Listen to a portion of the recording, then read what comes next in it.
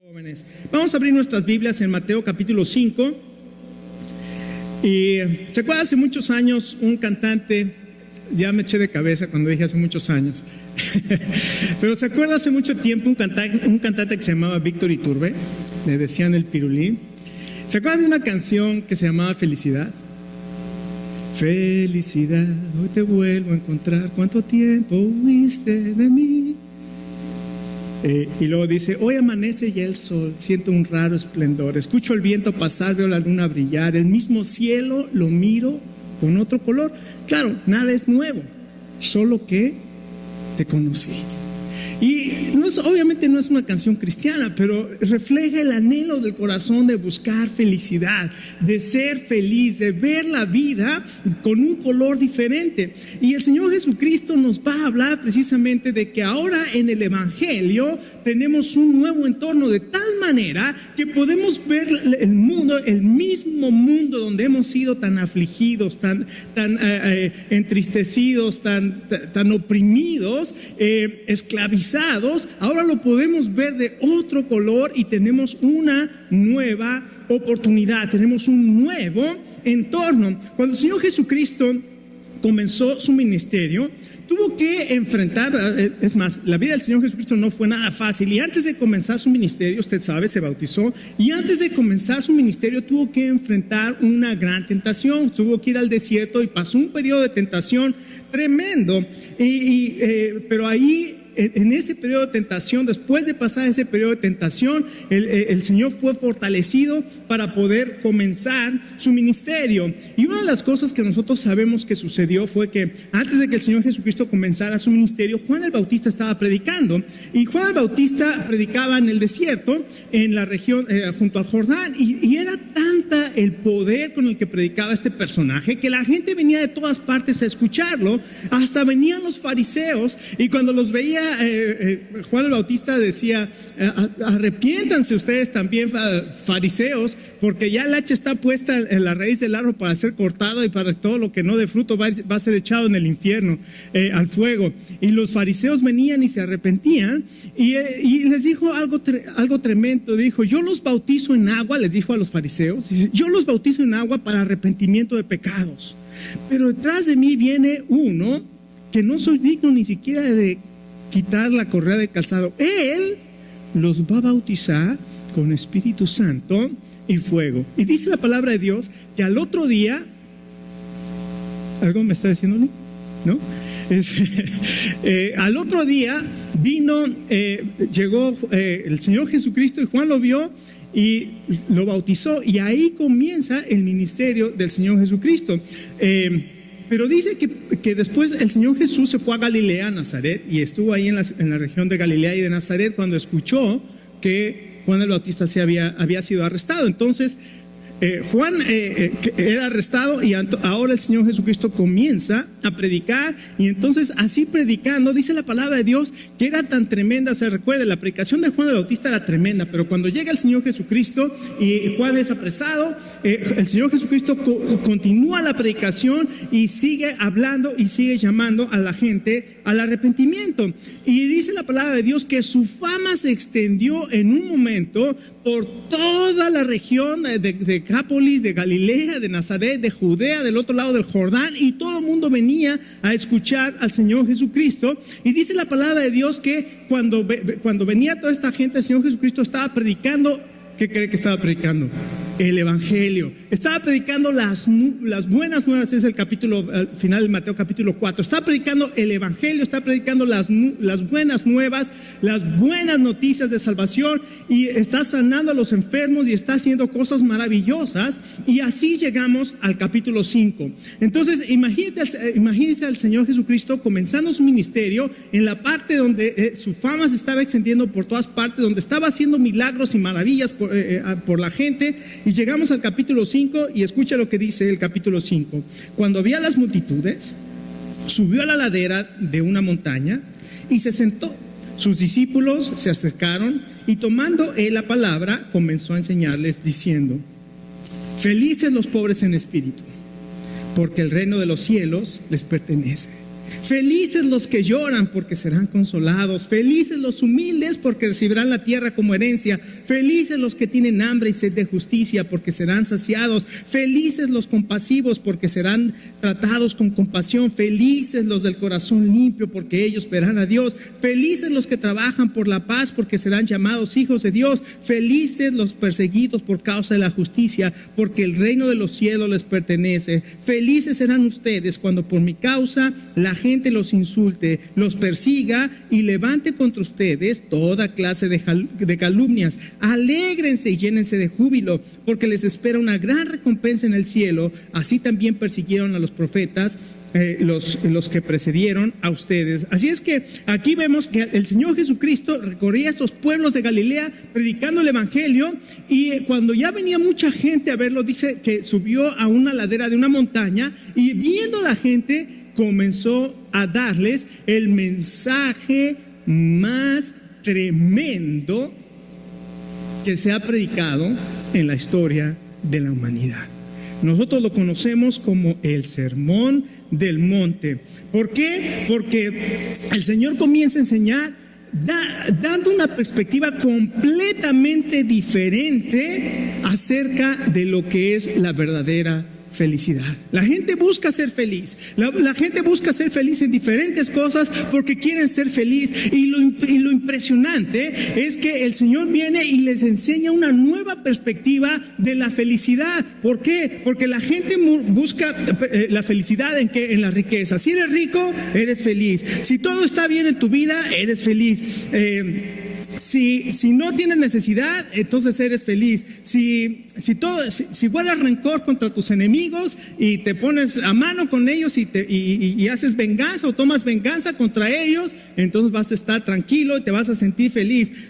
Si vives dándole placer a tu vida de una manera que te la vives en placeres desordenados y en borracheras y en adulterio y en todo este tipo de cosas, drogadicción y todas estas cosas, entonces vas a ser feliz. El Señor Jesucristo viene y dice: ahí no se encuentra la verdadera felicidad. Ahí no está la felicidad. Y fíjese el contraste tan tremendo. Si eres rico, eres feliz. El Señor Jesucristo viene y dice: felices los pobres en espíritu. Eres feliz si no te pasa, si todo te va bien en tu vida. El Señor Jesucristo viene y dice: felices los que lloran. Y comienza a dar completamente una perspectiva diferente. El origen de la felicidad está en el mensaje que el Señor Jesucristo vino a traer. Él vino a buscar y a salvar lo que se había perdido. Él vino por nosotros a buscarnos porque nosotros no teníamos dirección. Como dice otro pasaje de la Escritura, cuando vio las multitudes, tuvo compasión de ellas porque las vio como ovejas que no tenían pastor. El Señor vino porque nos vio perdidos como ovejas que no teníamos pastor. Y el Señor Jesucristo nos habla de esta nueva perspectiva, que es: la felicidad está en el pesar por la condición personal. ¿Qué quiere decir eso? Acuérdense, comienza diciendo: felices los pobres en espíritu, felices los que lloran. La Biblia constantemente llama en la Biblia encontramos constantemente el llamado de Dios para los seres humanos para que se arrepientan, y nos está pidiendo y nos está anunciando que dejemos nuestros malos caminos. Y sin embargo, en toda la historia de la palabra de Dios vemos que la gente desea más vivir esclavizadas al pecado que venir a los pies de un Dios vivo y santo. El Señor Jesucristo, Juan capítulo 3 dice: esta es la condenación. El verso 17 dice: porque no envió Dios al mundo, dije capítulo o versículo 3:17 dice: porque no envió Dios a su Hijo al mundo para condenar al mundo. El propósito de que Jesucristo viniera no fue para condenar al mundo, sino para que el mundo fuera salvo por él. Pero dice el verso 19: y esta es la condenación, que la luz vino al mundo, y los hombres amaron más las tinieblas que la luz, porque sus obras eran malas. Ahí está el Señor trayendo un mensaje de salvación, diciendo: bienaventurados, felices los pobres en espíritu, felices aquellos que se dan cuenta de su necesidad, que se dan cuenta de su condición, que les duele el pecado. Y el ejemplo más tremendo de esta necedad del hombre de seguir en su pecado, ¿sabe cuál es? Por ejemplo, en el Antiguo Testamento lo vemos en Noé. Noé construyó un arca para salvar la creación, los seres humanos y toda la creación de los animales. Y durante 120 años que estuvo construyendo el arca, dice la palabra de Dios en el apóstol Pedro, dice que fue pregonero de justicia, es decir, estuvo predicando la justicia. Y en 120 años no hubo una sola persona que creyera el mensaje de Noé para que se arrepintieran, porque iba a venir una destrucción. La gente anhela seguir en su pecado. En contraste, el Señor Jesucristo dice: yo soy la puerta, el que por mí entrare será salvo. Pero la gente, así como en los tiempos de Noé había ese arca, solamente tenía una puerta, todo aquel que entraba al arca por la puerta iba a ser salvo. Así el Señor Jesucristo dice: yo soy la puerta, el que por mí entrare va a ser salvo. Y sin embargo son muy pocas las gentes que hemos aceptado ese llamado del Señor. El Señor dice: bienaventurado, dichoso el pobre en espíritu, el que llora por su pecado. Bienaventurado, feliz el humilde, el que es manso, el que aprende que él o ella no necesita de apariencias, sino que sabe y necesita humildad, ese control. Escuche, Jesucristo es el Rey de Reyes, Él es el Señor de Señores, Él es el Creador del universo. Él hizo todas las cosas, Él sostiene la palabra, todo el universo solamente con la palabra de su poder. Pero el Señor Jesucristo era humilde y le lavaba los pies a sus discípulos. ¿Verdad? Qué tremendo, ¿no? ¿Por qué? Porque recuerde, la humildad no quiere decir que te haces menos porque eres menos, sino la humildad quiere decir que sabes quién eres y puedes servir a la gente como hijo de Dios, como sabiendo que eres hijo de Dios y que puedes servir a la gente. Dice aquí también: bienaventurados, felices los que tienen hambre y sed de justicia. Son los que entienden que se están muriendo en la enfermedad del pecado y anhelan la justicia de Dios. Escuche, el Evangelio transforma el entorno. Primero transforma tu corazón y también transforma la perspectiva en que ves la vida. No solamente entonces vemos ahí pesar por la condición de la persona, sino también pesar por la necesidad de las personas. La Biblia dice en el verso 7 del capítulo 5: dichosos los que tienen hambre, dichosos los compasivos, porque serán tratados con compasión. Fíjense cómo ve la necesidad de la gente y no solamente la mía. En el verso 9 dice: felices los que trabajan por la paz, porque ellos serán llamados hijos de Dios. Escuchen, la persona sin Cristo, la persona natural, puede tener una religión, pero no tiene una relación con Jesucristo. Esa es la gran diferencia. Una persona natural, una persona sin Cristo en su corazón, puede tener una religión, pero eso no quiere decir que tenga una relación con Jesucristo.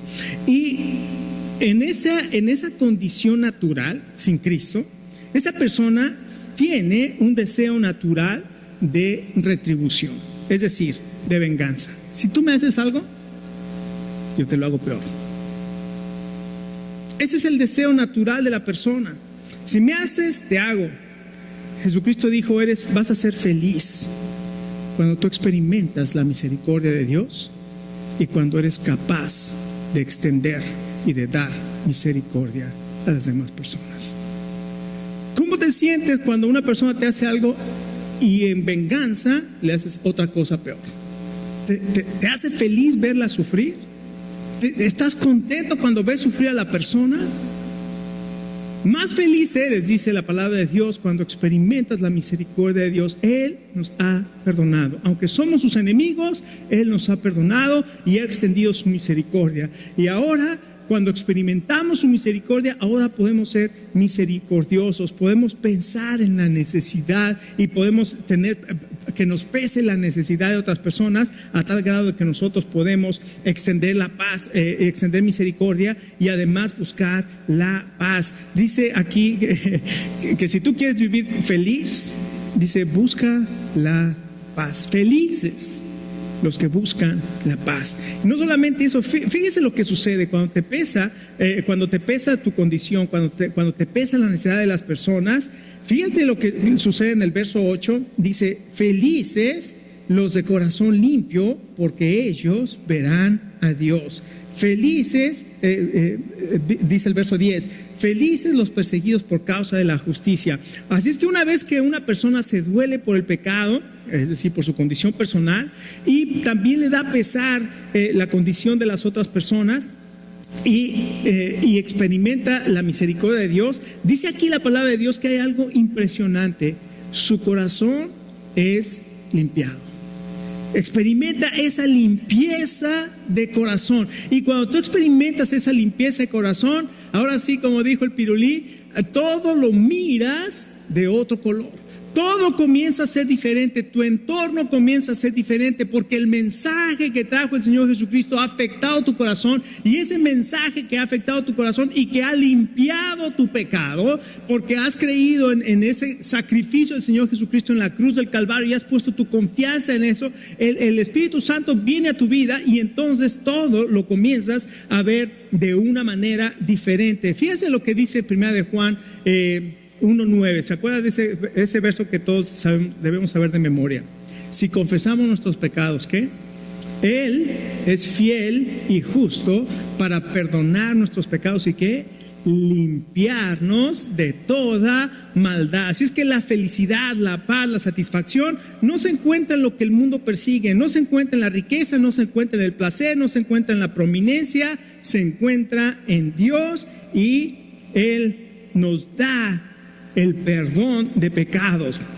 Cuando nosotros reconocemos nuestra condición humilde, nuestra condición, y lloramos por el pecado en nuestra vida. Ahora, escuche, cuando tú llegas a conocer al Señor Jesús, eso no quiere decir que automáticamente todo te va a ir bien. Eso es una mentira. A veces se dice: no, ven a Cristo y todos tus problemas se van a resolver. No, a lo mejor es el inicio de tus problemas, ¿no? Pero fíjense lo que dice el verso 12 o el verso 10. Dichosos, ¿qué pasa cuando tú comienzas a seguir al Señor Jesús? Dichosos los perseguidos por mi causa, o por causa de la justicia, porque el reino de los cielos les pertenece. Felices serán ustedes cuando por mi causa la gente los insulte y los persiga.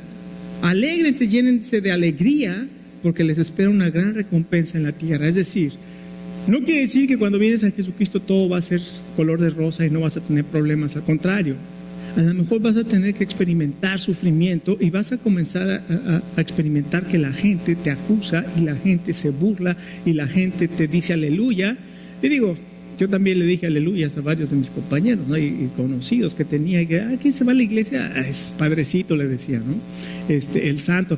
Pero después, ¿qué sucedió? El Señor me transformó a mí y a mí varias veces que me dicen aleluya, santo, y hasta una vez me gritaron crucifíquenlo, crucifíquenlo, cuando no quise aceptar tomarme una, no sé qué traían, pero era un día de campo de la universidad, y me ofrecieron a mí una bebida y les dije que no, y como sabían que era cristiano, comenzaron a gritar crucifíquenlo, crucifíquenlo. Entonces hay veces que te van a decir, pero dice la palabra de Dios: felices son cuando por mi causa los persigan. Claro, no quiere decir que nos vamos a convertir en cretinos, ¿verdad? Y a juzgar a toda la gente y a ponernos como somos los mejores y ustedes son lo peor. Eso no es lo que dice la palabra de Dios. Digo, yo a veces reconozco que muchas veces fui cretino, y por ejemplo estaba en la universidad y yo me dedicaba a estudiar, y cuando terminaba mi examen, el profesor decía: bueno, ya es hora, y la gente decía: no, y yo le decía: no, ya cállense, sí, ya, recojan los profesores, estudien. Pues sí, eso es ser un cretino, ¿no? Entonces, claro, te metes en problemas por cretino. No quiere decir eso. O sea, acuérdate, tenemos que ser personas humildes, pero bien establecidas en la palabra de Dios. Escuche lo que dice la palabra de Dios. Esto es impresionante, porque no solamente cambia el corazón, cambia tu entorno. Recuerda, ahora Dios tiene un propósito y una misión diferente para cada uno de nosotros. Fíjate lo que dice el verso 13. ¿Ustedes son qué? La sal de la tierra, pero si la sal se vuelve insípida, ¿cómo recobrará su sabor? Ya no sirve para nada, sino para que la gente la deseche y la pisotee. Escucha, Dios tiene un nuevo propósito para ti en este mundo. Y Él dice, tú eres la sal de la tierra. A cada uno de nosotros que hemos creído en el Señor Jesucristo nos dice, ustedes son la sal de la tierra. ¿Para qué sirve la sal? Alguno puede decir, bueno, pues para darle sabor a la comida. Puede ser, ¿no? Y le damos sabor al mundo, le damos sabor a la vida. Pero no se refería específicamente a darle sabor a la vida, sino más bien la sal de la tierra. En aquel entonces lo que se hacía con la sal, no había refrigeradores, entonces la carne se echaba a perder si se dejaba fuera del refrigerador. Y la única forma que tenían, o la forma que tenían para conservar la carne, ¿qué era? La sal. Entonces llenaban la carne de sal y esa sal servía como preservadora. Lo que dice de corrupción, y lo que dice aquí es que nosotros ahora somos preservadores de la corrupción. Cuando Dios nos salva, escuche, usted y yo, ya no somos parte del mundo, ya no somos como el mundo. Y el mundo antes nos corrompía, y porque el mundo está corrupto o es corrupto, y nosotros cuando vivimos en el mundo aprendemos a hacer las cosas del mundo y las vemos normal. Como todo el mundo hace esto, entonces yo hago lo mismo. Como todo el mundo hace eso, yo no soy tan malo porque ese se emborracho 5 días a la semana, yo nada más el viernes y sábado. Entonces, nos comenzamos a comparar así, y esa es nuestra medida, todas las cosas del mundo. Pero el Señor Jesucristo no dijo eso. El Señor Jesucristo dijo, sean ustedes perfectos como nuestro Padre que está en el cielo es perfecto. ¿Y quién va a ser perfecto? Nadie somos perfectos. Entonces, ¿qué necesitamos? A alguien que haya cumplido con toda la ley para transferirnos esa perfección. ¿Quién es ese? El Señor Jesucristo. Él murió por nuestros pecados y Él se vistió de nuestra inmundicia y Él nos viste con su justicia. Pero ahora nos llama para que nosotros seamos agentes de cambio. ¿Dónde podemos ser sal? ¿Dónde podemos mostrar que ya nosotros, en lugar de ser corrompidos, preservamos el mundo para que no se corrompa más de lo que ya está? ¿Dónde podemos? Bueno, ¿dónde estás? Dice, bueno, soy en la iglesia. Bueno, aquí en la iglesia puedes mostrar que preservas de corrupción. En el trabajo puedes mostrar que te preservas de corrupción. En el gimnasio, en la gimnasia, y se queda, ¿no? El gimnasio, la gimnasia, en donde estés, tú puedes mostrar que no eres parte del mundo, de esa corrupción del mundo, sino que tú preservas la corrupción del mundo. Por ejemplo, cuando nuestros hijos estaban en la escuela, qué feo se siente eso, ya no están en la escuela, ya son adultos, nuestra hija tiene hijos, que son nuestros nietos, o sea que ya somos abuelos. Pero cuando nuestros hijos estaban en la escuela, una vez en uno de los festivales que hicieron en la escuela pusieron a bailar al grupo. Ahora, nosotros no tenemos nada contra el baile, o sea, no es que fueran a bailar. El problema que tenían es que la música que estaban poniendo, ¿qué música era? ¿Te acuerdas?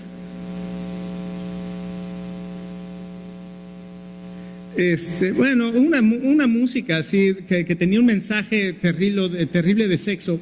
Entonces mi esposa fue y le dijo a la maestra, ¿sabe qué? Mire, nosotros estamos enseñando a nuestra hija lo que la palabra de Dios dice, ¿no? Y este tipo de mensajes no creo que sean para una niña de 12 años o 13 años. Entonces la maestra fue con los de baile y les dijo, ¿sabe qué? Tenemos una queja. Se han de haber sentido que a esta vieja chismosa, metiche, no sé qué, pero cambiaron el baile. Ahora, el baile, escuchen, el baile se vestían con una playera que tenía una cola de diablo atrás. Y entonces imagínense, yo le iba a permitir a mi hija que se vistiera con una playera que tenía una cola roja así, con un trinche atrás. Entonces agarramos la playera, fuimos a la tienda donde compraron, porque una mamá compró las playeras porque llevó al grupo y dijo, ¡ay, esa! Y ahí se vistieron. Entonces fuimos y había una que decía, los ángeles sí existen, y atrás tiene unas alitas blancas de ángel. Se la compramos a mi hija. No, que yo voy a ser la única que... Ya sabe el drama. Cuando fue el baile, todo el mundo se fue y se acercó y le dijeron que dónde había comprado su playera. Somos agentes para prevenir la corrupción, no para participar en la corrupción. Y claro, esto necesita madurez y necesita sabiduría, porque si no nada más nos metemos en problemas gratis o también participamos gratis, porque aquí lo que está diciendo, fíjese el peligro, dice, porque si la sal pierde su sabor, ¿con qué será salada? Y desgraciadamente a veces se nos olvida, queremos ser a veces tan agradables al mundo y a veces no meternos en conflictos, que comenzamos a dejar la verdad de la palabra de Dios atrás. Y empezamos a comprometernos con el mundo para no ser críticos. Y es verdad que la palabra de Dios dice que solamente Jesucristo salva.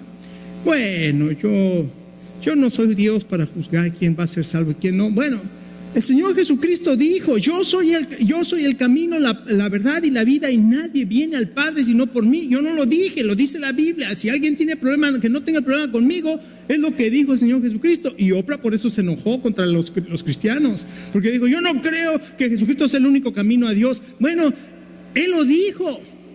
Si tú no crees, eso no cambia nada. Entonces el Señor Jesucristo siguió diciendo, yo soy el camino al Padre. Así es que a veces nos comprometemos tanto que pasamos del otro lado y dejamos la palabra de Dios atrás. Y dice la palabra de Dios, si nosotros no somos la sal, no sirve para nada. Si nosotros no nos comportamos y no somos ese agente de cambio, y le digo, necesitamos ser sabios, no se trata de ir por todas partes juzgando a la gente, no se trata de decir, yo soy mejor que tú, como ustedes vieron el mensaje que pusieron de lo que pasó con Jesús Adrián Romero, que dijo que hay que celebrar Halloween, y luego al otro la contraparte, un predicador muy famoso mexicano que se llama Armando Alducen, que dice, todo es del diablo y bla bla bla. Entonces, yo dije, yo no conozco a Jesús Adrián Romero, yo no sé si tenga estudios teológicos o no. Lo que sí sé es que sus predicaciones no reflejan profundidad teológica. Segundo, todos los temas que él habla los hace controversiales o sea, le gusta la controversia o hace temas contra los que no tienen nada que ver con controversia, lo hace controversial. ¿Para qué? Para ganar popularidad, yo no sé. A quien sí conozco, fue mi maestro por muchos años, es Armando Alducen. Tengo 32 años de conocerlo y yo sé que no es perfecto, no, hay varias cosas que también, digo, como dijo el hermano hoy, ningún pastor es perfecto, todos tenemos nuestras cositas o cosotas, pero sí sé que él tiene un celo por la palabra de Dios y siempre va a poner primero la palabra de Dios antes que comprometerse con el mundo.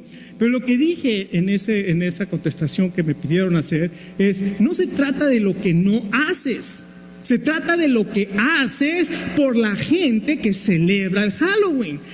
Porque es muy fácil encerrarme en mi casa, apagar la luz y que nadie sepa que estoy aquí. ¿Qué haces por esa gente que está pidiendo Halloween? ¿Cómo les manifiestas el amor y la misericordia de Dios? ¿Quién les va a anunciar acerca de la necesidad del Señor? O sea, qué tremendo. Entonces no es lo que hacemos o lo que no hacemos, es qué hacemos para esa gente que necesita el mensaje. No solamente eso, también nos da esa advertencia de peligro si perdemos el sabor.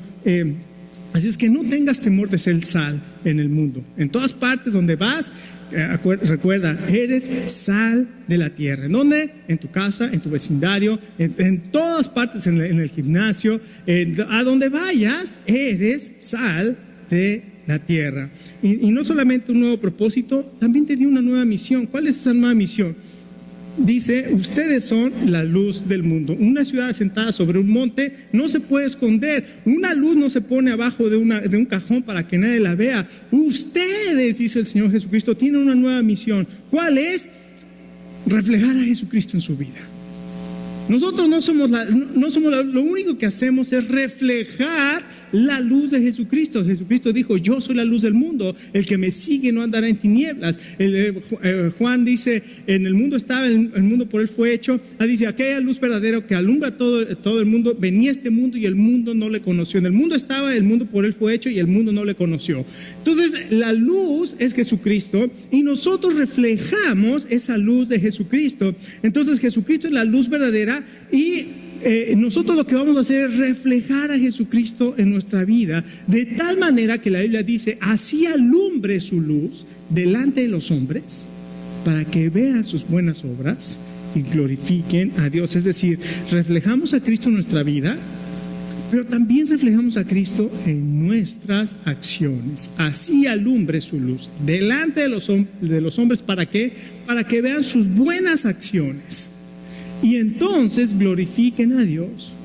Escuchen, qué diferente es que un cristiano pueda reflejar la luz de Dios a un testimonio terrible que pasó con una persona que yo conozco muy cercana a mí, no puedo decir quién, no es cierto, pero muy cercana a mí, que un día dice que estaba en un centro nocturno y se subió a bailar en una de las mesas del centro nocturno.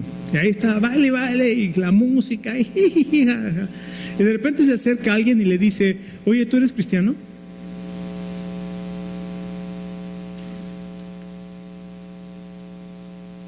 Imagínate cómo se sintió.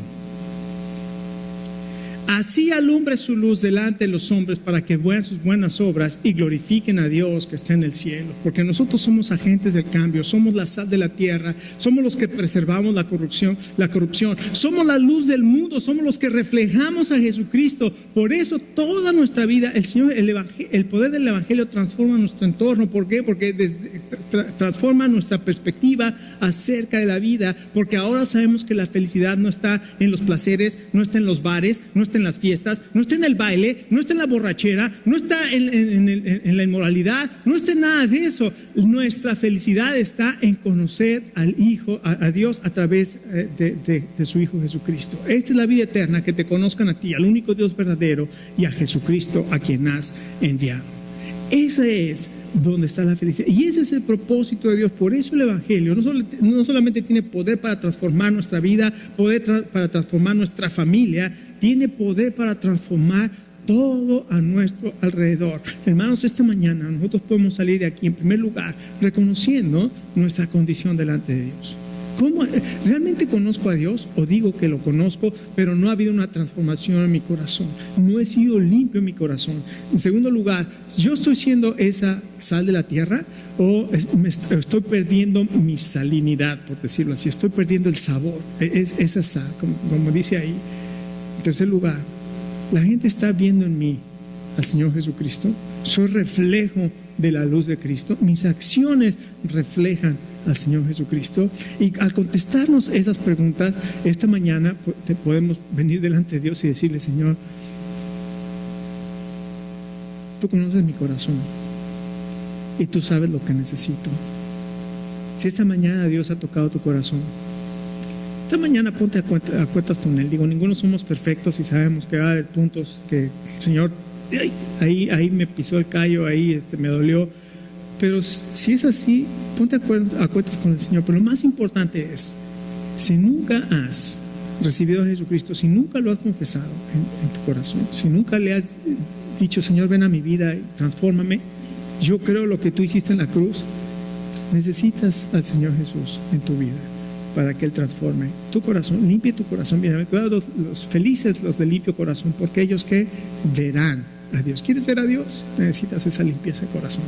Y esa limpieza de corazón está en el sacrificio que Jesucristo hizo en la cruz. Su sangre nos limpia de todo pecado. Vamos a ponernos de pie, vamos a orar. Si pasa